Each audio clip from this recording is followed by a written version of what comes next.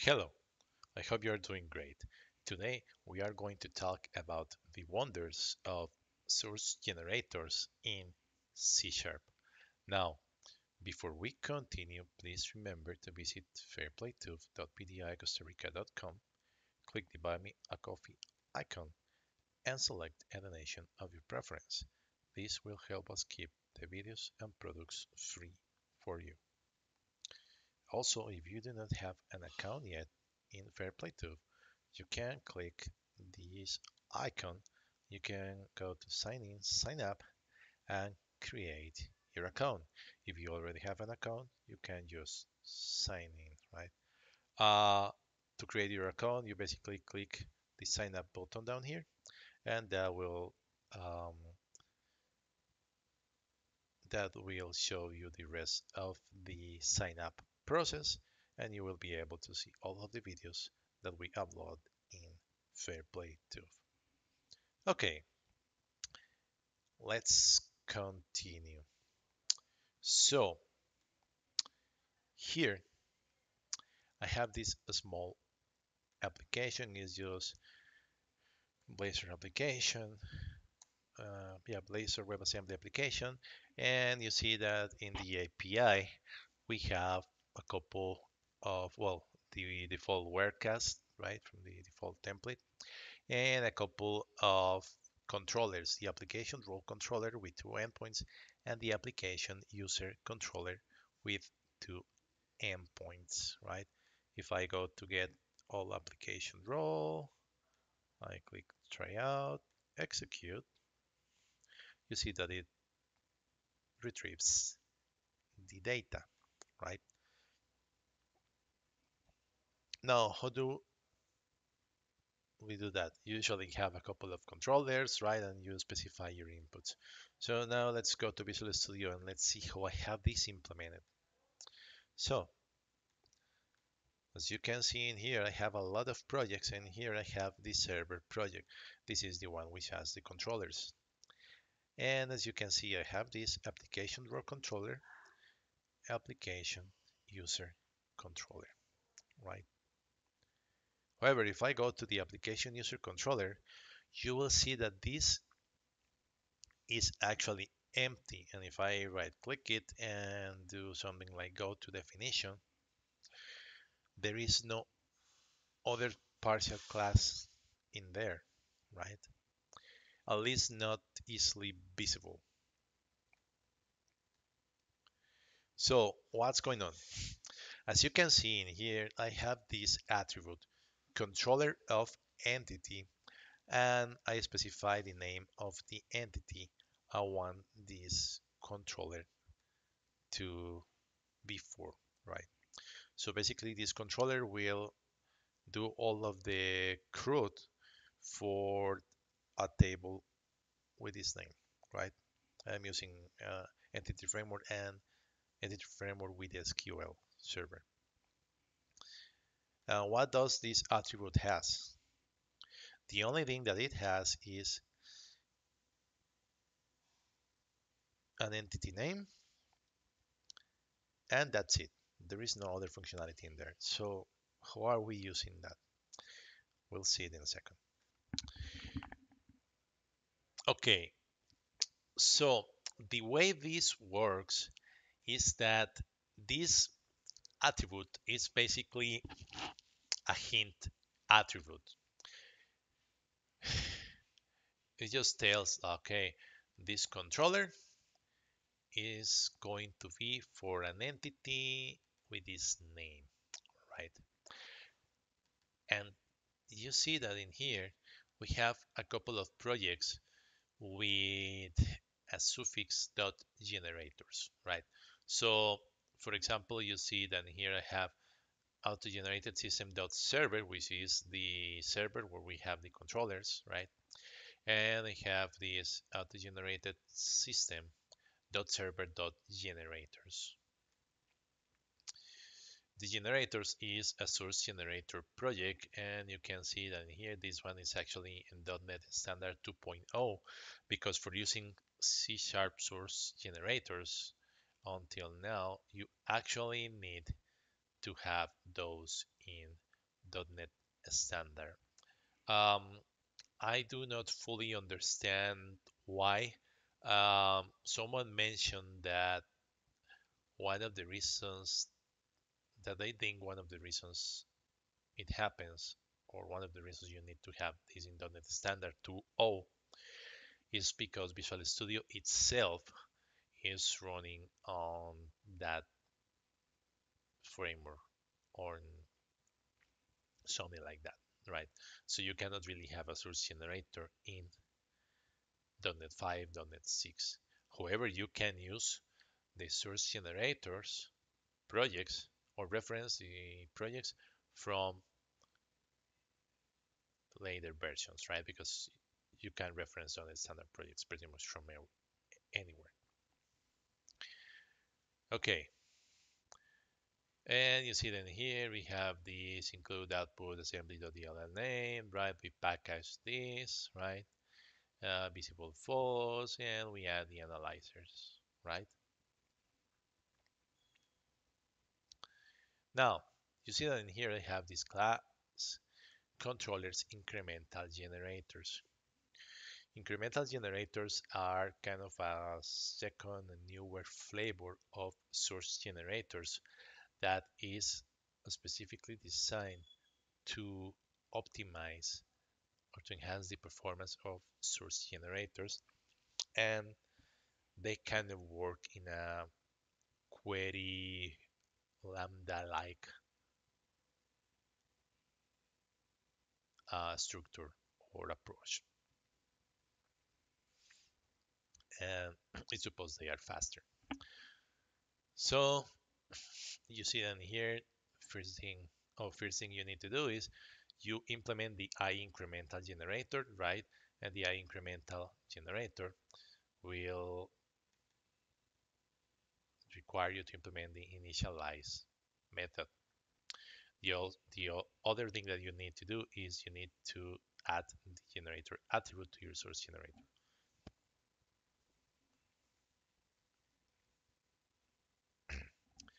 Now in here, you can see that we get class declaration syntax, right? We get all of the class declarations, right? And then we combine the classes actually with the compilation, and then we register the outputs. So how does this work? You see that in here I have the predicate and the transforms, right? The predicate basically will um, find the actual items that I need to validate or I need to process, right? And if it's when I find it, I return true, otherwise I return false, right? Then we have the transform, and the transform will be the one where we want to return the items. Now, since I know that I am only looking for class declarations, and I know that on the predicate I already validate the rest, right? For my specific scenario in the get semantic, I know that this is always going to be class declaration syntax, so I just return it. And then you will see that at the end of the initialize, we have this register source output. We pass the compilation and classes, which is this one, right? And then we pass or invoke the execute, right? And we pass the compilation, the classes, and the context. So in here, we iterate through all of the classes that were found, right? Which are going to be all of the classes for the controllers that were um,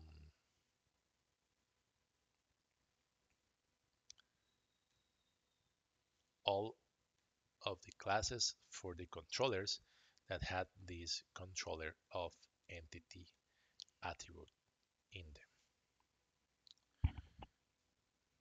Okay, so then we go back to the execute, and I just do the validation again, just So, well, I go, I iterate through all of the classes. I get the controller name, which is going to be the identifier.text.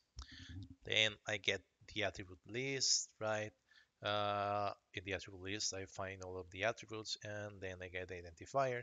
If the identifier is controller of entity, one of the things that I want to get is this argument. This argument is going to be, in this specific scenario, is going to be of type member access expression syntax, and there I can get the name. And that's basically so I can get the entity name, which is the parameter that we set to the controller of entity attribute when we decorated the classes with that attribute. Then I create a string builder and I start generating the code manually, at least in here, right? So you see using system.training.task, all of the usings that I need. Now you can have all that as global usings in the project, but I do not like to do that. So I add it in here. Then I start adding the namespace, right, and the partial class. Extremely important, the classes need to be partial classes because remember that we already had a controller class created. That had to be partial class so we can create this other portion of that same class, right? So in here we add the HTTP post, right? It's going to be named, the endpoint name is going to be the same as the method name. Therefore, we are using this action, right? You see that in here, what we do is we create the name, right? Well, we specify what we are going to return. So yeah, it's public, it's sync task. It returns an entity name model. This entity name is what we retrieve, right? And then we receive the model, the create model, right? So that's a class that we need to create. Then we receive the cancellation token, and we can pass the services directly in here, and we specify that those come from services. Or you can just go create a constructor, assign that to a local variable, right, and use it directly. However, I thought it was, since I am using source generators, I thought it was a little bit cleaner to do it this way, right? So what do I do? Okay, I map the entity. So we map the receive model entity or receive model to an actual entity, right? Then the result entity is going to be the result of this entity name service dot create, the entity name is sync. We pass the mapped entity and then the cancellation token. And then the result model is going to be the map of the entity name to the entity name model, right? And the value is going to map is the one in the result entity, and we return the result entity. The get all items or entity name in this case is going to be similar, right? We invoke the service, we get all entity name, we map the query, we do to array async, and we return the result.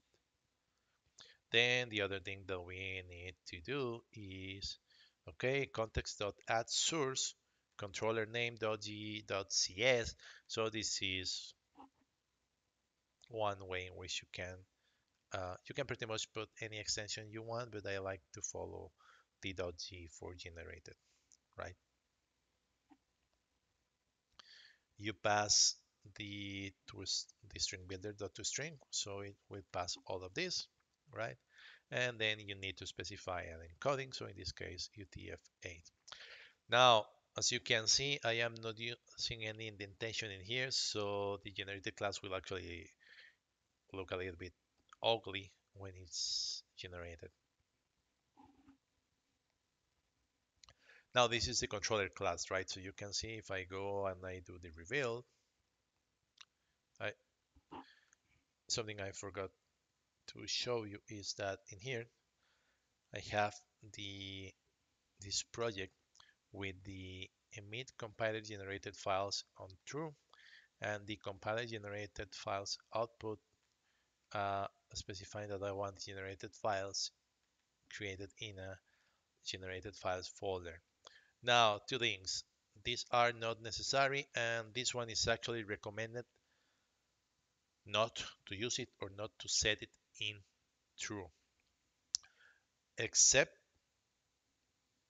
for the cases when you are developing or debugging, right?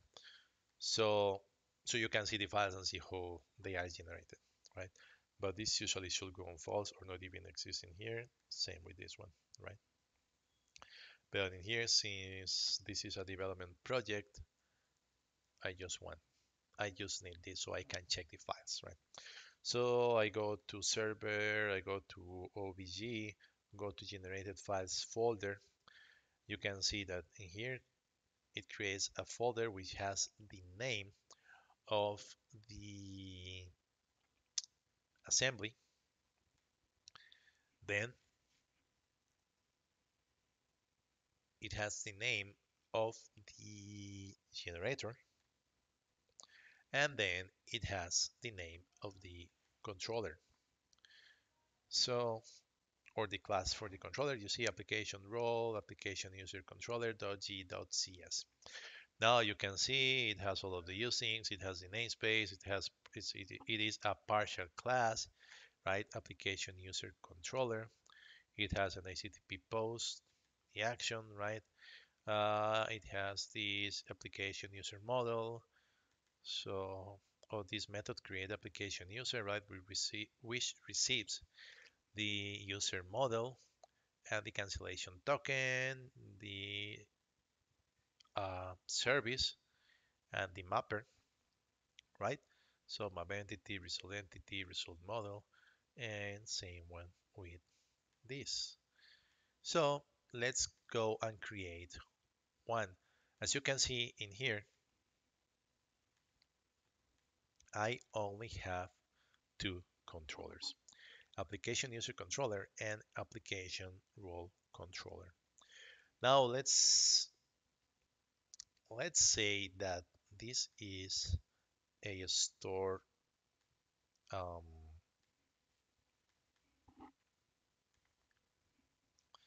yeah, some kind of a store project or something like that, right? So, or a project that has a lot of stores. So I'm going to create a table name store, right? So I am going to do the store ID. Since there may be a lot eventually, I am going to do that. Store name. Uh, and let's see, what else do I want to have in there?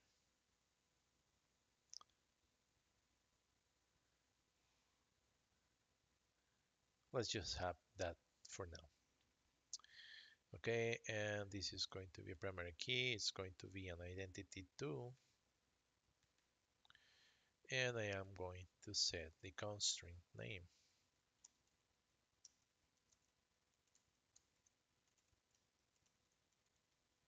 Okay, now I will reveal this, so the database project is revealed. Then I am using the Entity Framework Core Power Tools, so I'll do a reverse engineer, go to the database, click OK, and then I want this to be generated. Okay, so we already have this store in here. Now, one thing I need to do first is, okay, I have this store, but I do not have the models. So I'll create a folder in here because I am using some patterns for the auto-generate.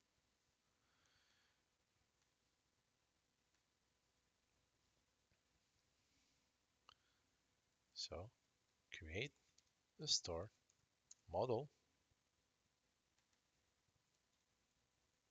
Okay. Now let's see. The only thing that I want in there is for this one, I do not want this.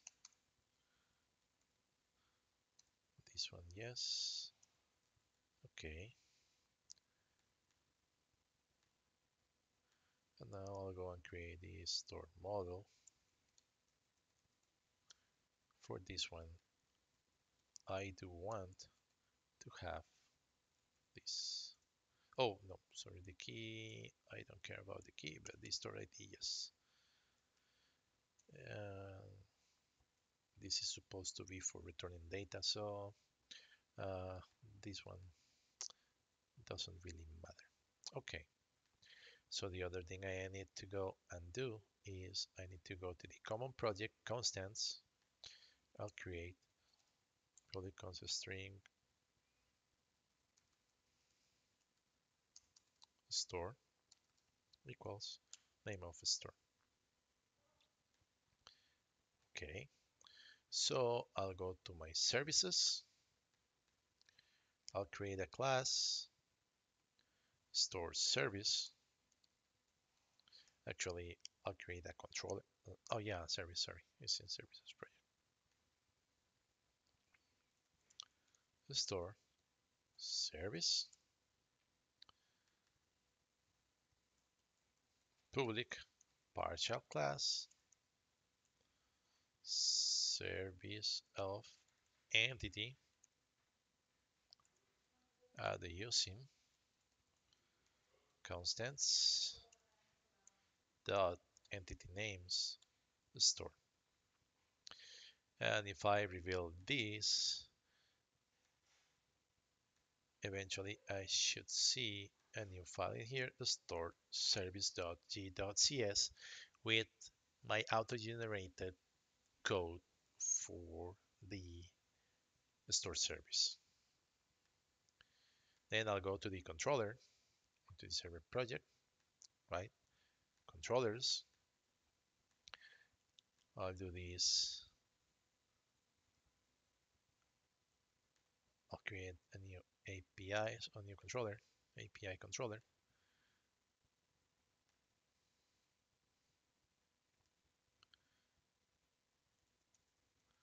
The store controller, controller of entity.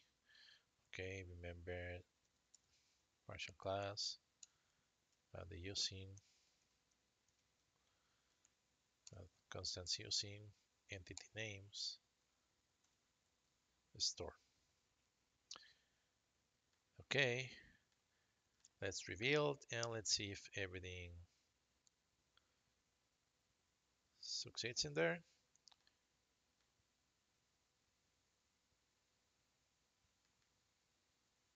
It seems so, yeah.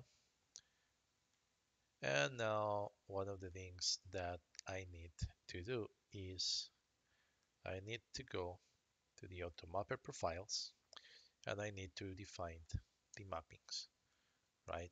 So create map from create store model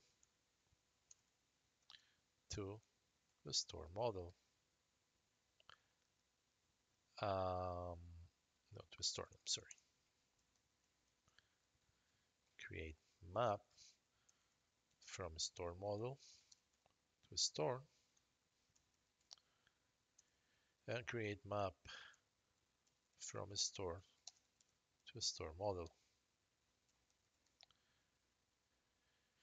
The other thing that I need to do is I need to go to the program.cs of the server and add or register the store service.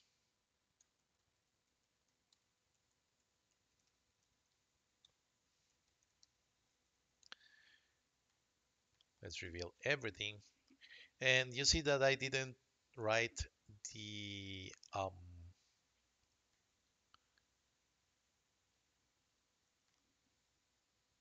I didn't write the controller code, but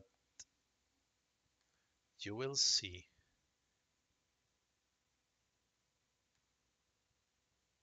in here.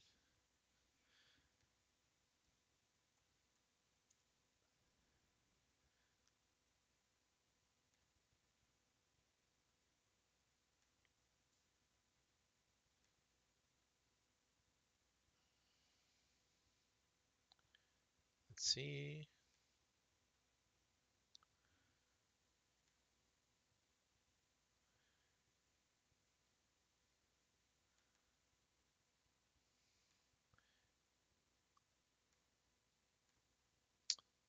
You will see that in here I have that store, um,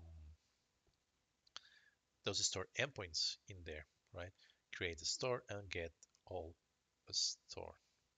Now it won't work because I haven't um, copied that.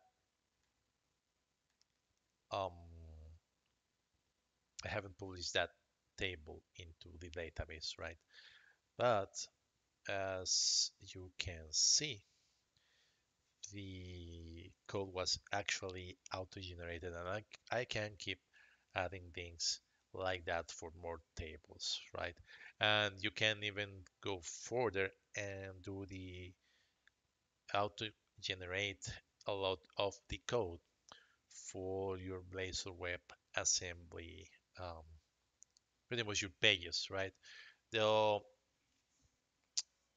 I wouldn't really recommend fully auto-generate the Blazor pages because those usually have um, those are not always the same pattern, right? And sometimes you need to do additional styling so it looks better and things like that, right? And people like to mix like a lot of functionality in the same page and that kind of things, right? But as you can see, this is a baseline for the things that you can actually do with C# source generators, and it's really, really good, right? Hopefully this has been really, really useful. And please remember, visit fairplaytube.pdicosarica.com and follow me on my YouTube channel, subscribe there, and also support me on Buy Me a Coffee. Thank you very much and have a great day.